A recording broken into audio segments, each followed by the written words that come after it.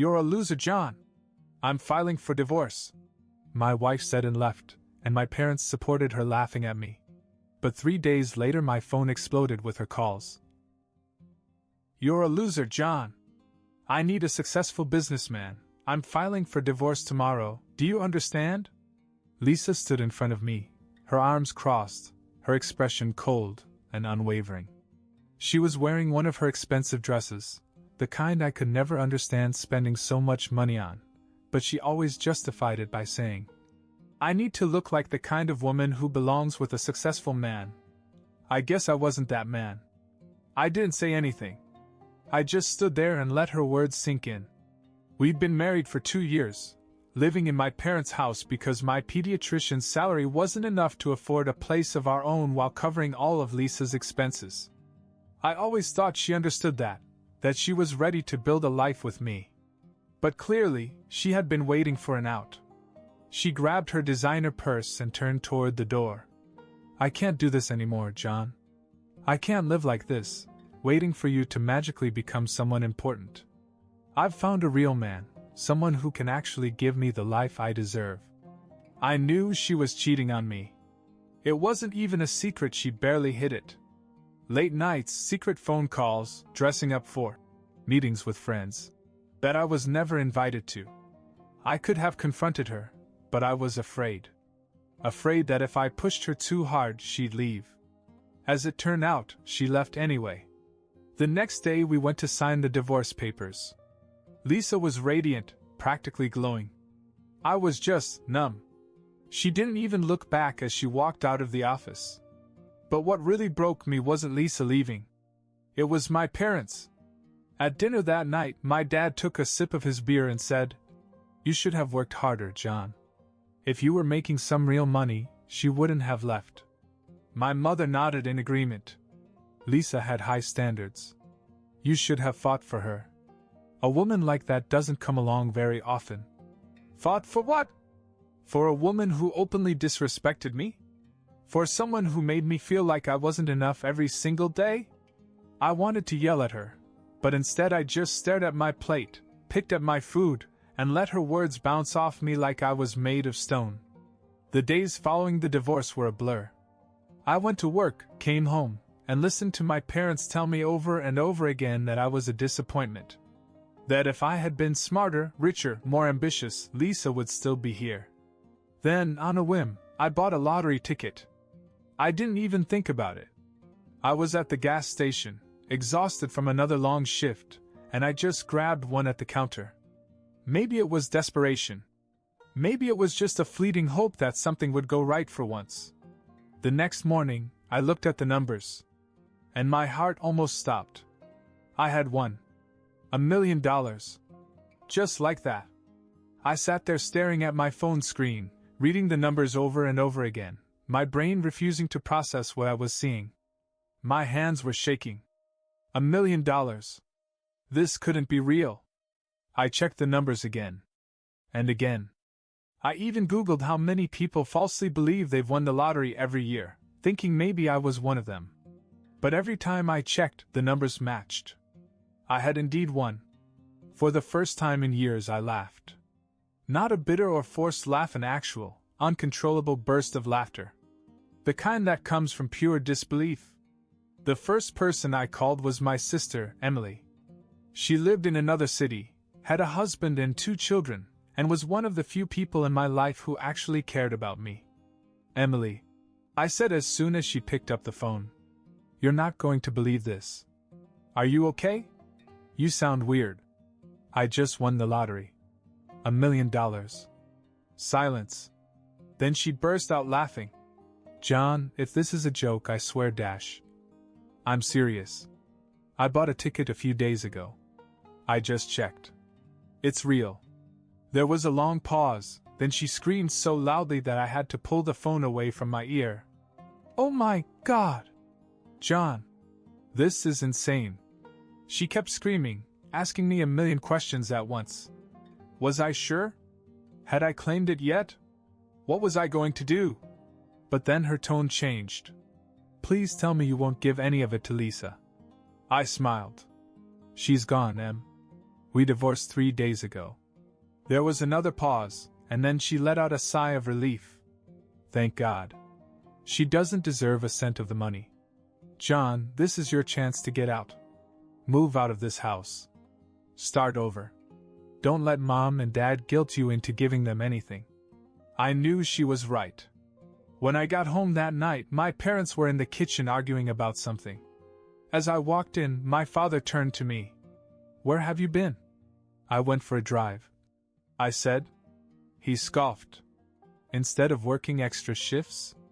Maybe if you worked harder you'd be able to afford your own apartment. I almost laughed. If only he knew. I sat down and casually mentioned, I won the lottery. Silence. They both stared at me. My mom frowned. What are you talking about?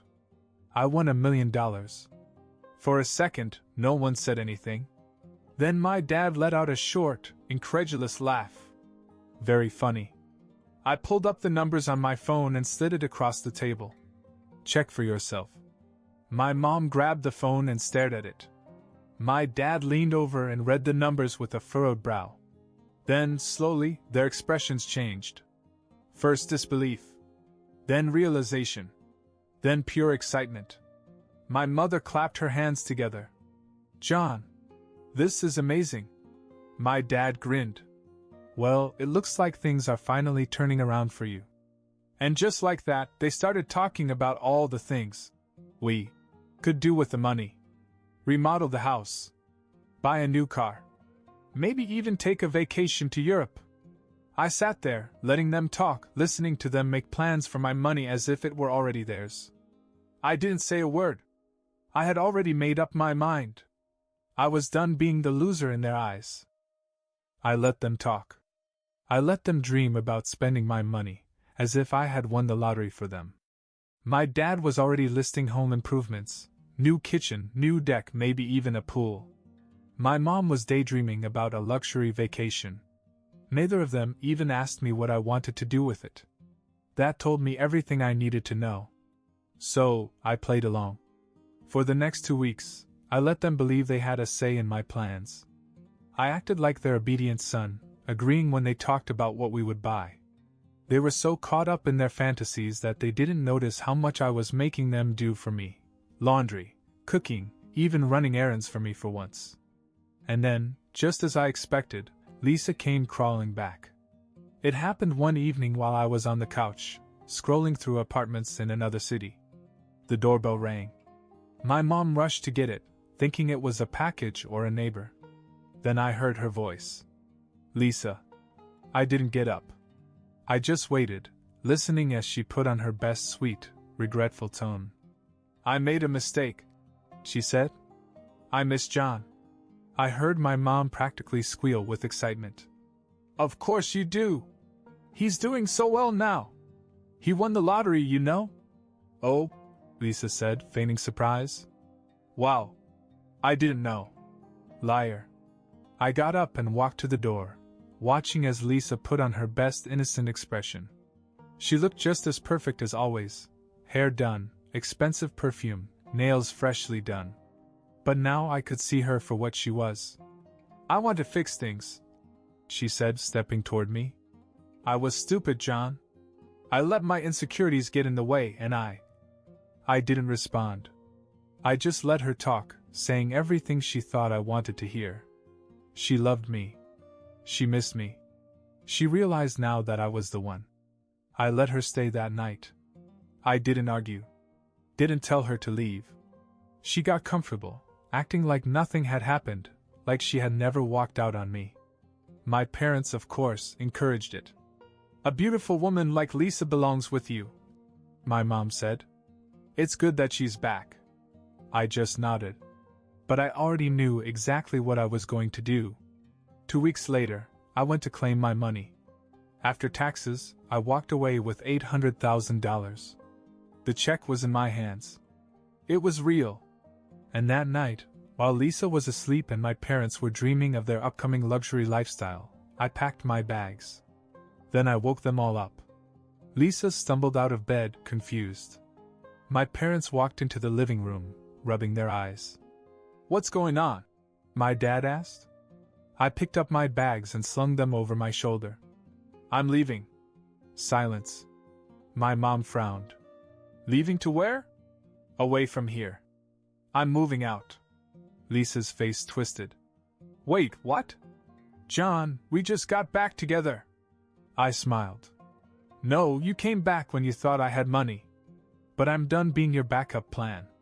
She opened her mouth to argue, but I turned to my parents before she could speak. And you too. I spent years being told I wasn't good enough. That I needed to work harder. That Lisa was some kind of prize I had to fight for. But the second I got money, suddenly I was worth something to you. I shook my head. I'm not your loser son anymore. I'm done. They all started talking at once, Lisa begging, my mom near tears, my dad angry. I didn't listen. I walked out. I drove straight to my sister's place. When she opened the door, I just said, "It's done." She hugged me, grinning. "I'm so proud of you."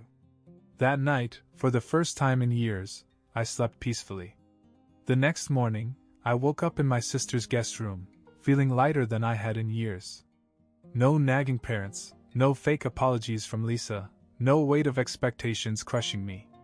Just me, my packed bags, and a future that finally felt like mine. Emily and her husband, Mark, were already in the kitchen when I walked in. Their 2 kids were running around, laughing about something on TV. It felt warm, real.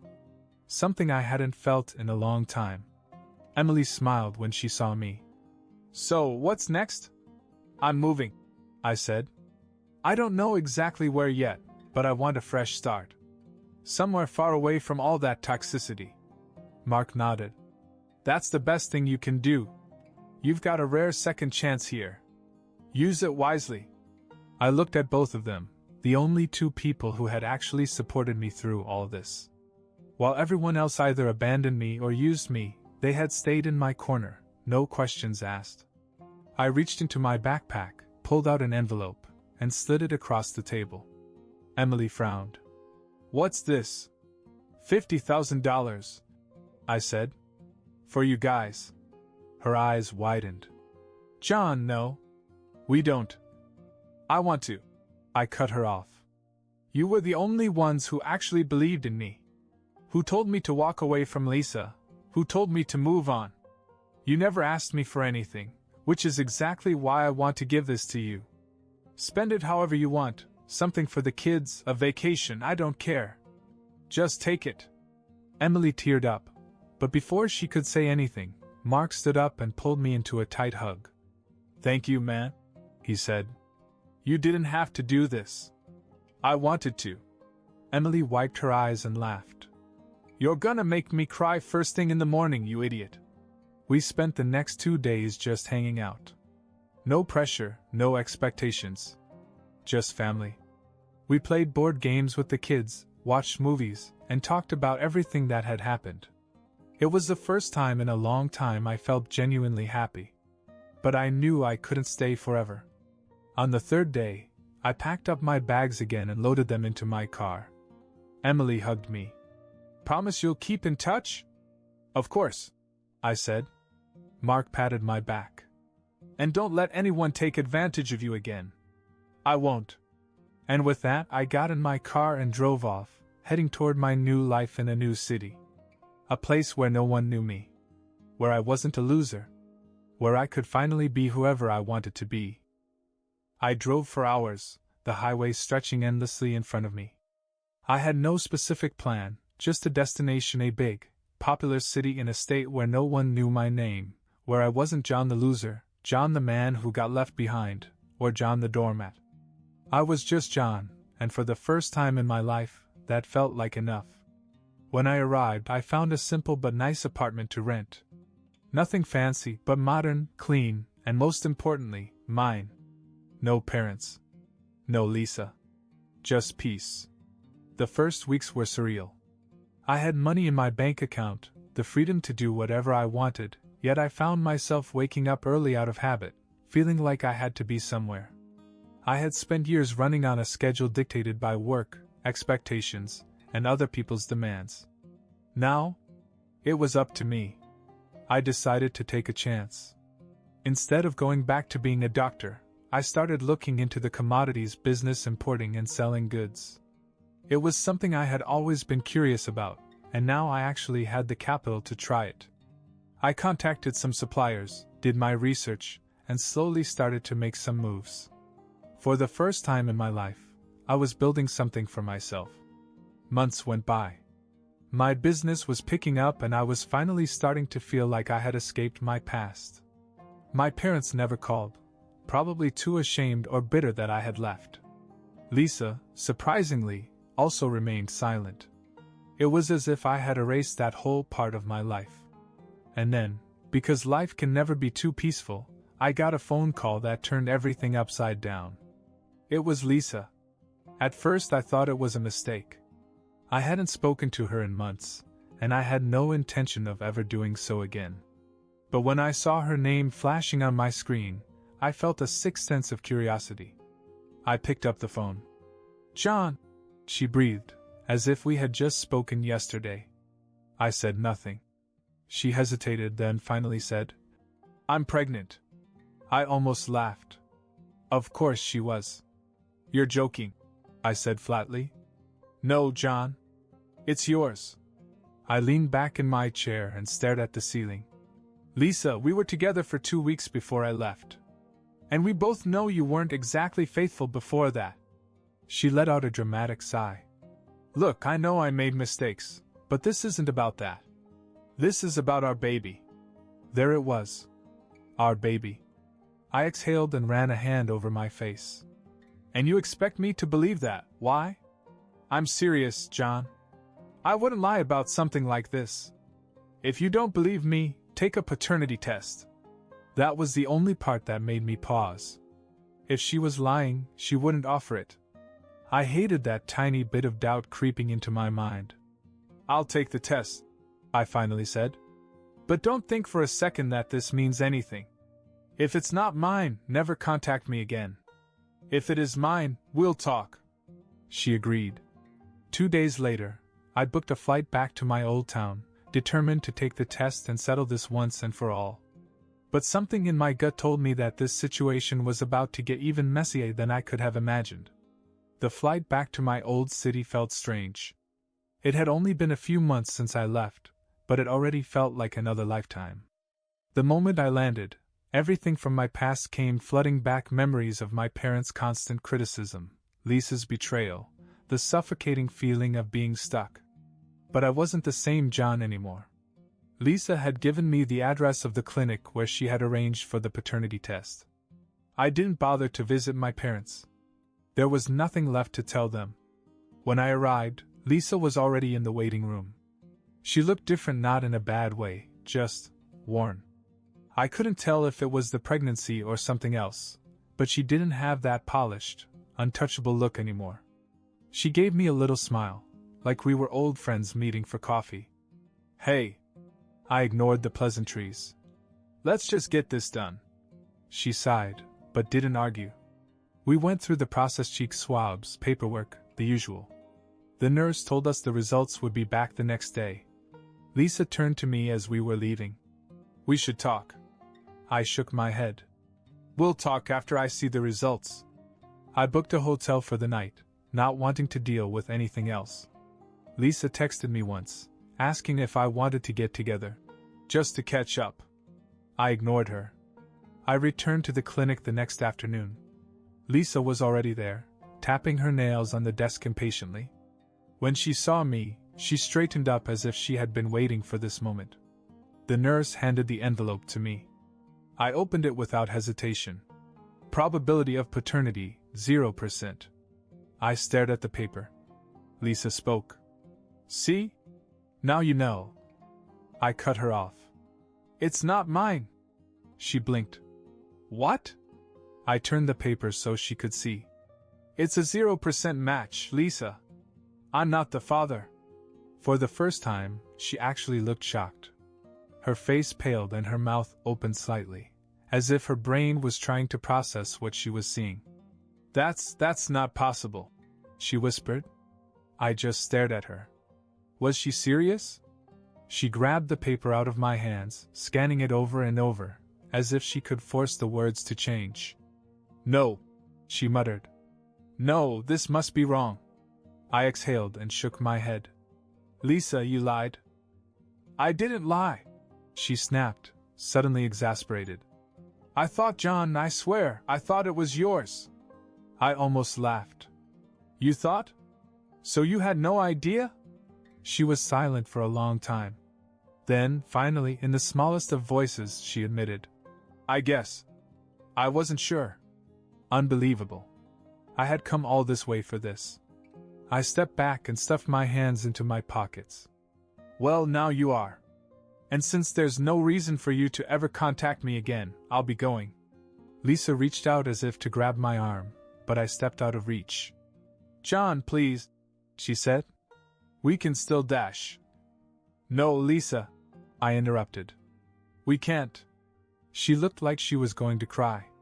Maybe she was, maybe she wasn't. I didn't care.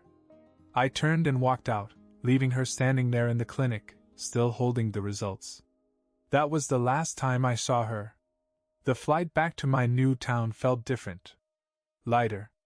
As if I had finally closed the last rotting door of my past, and could move forward without anything dragging me down. Lisa was out of my life forever. My parents?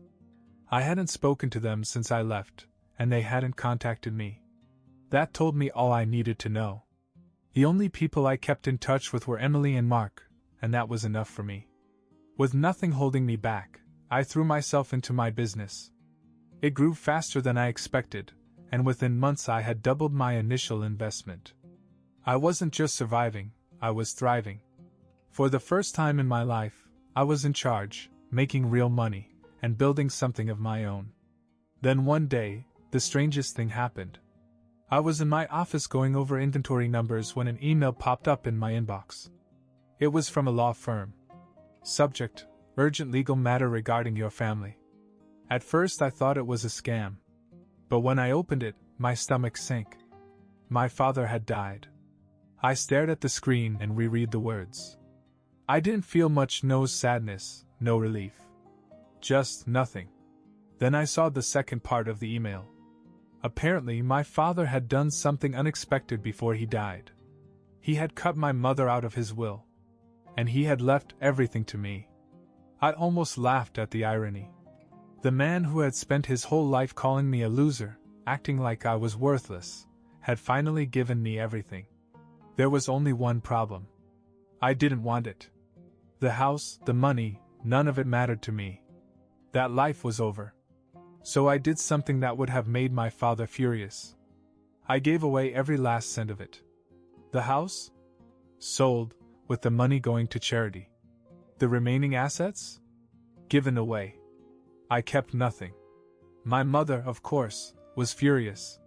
She tried to contact me, calling from different numbers, even having relatives send me messages demanding that I give her what was rightfully hers.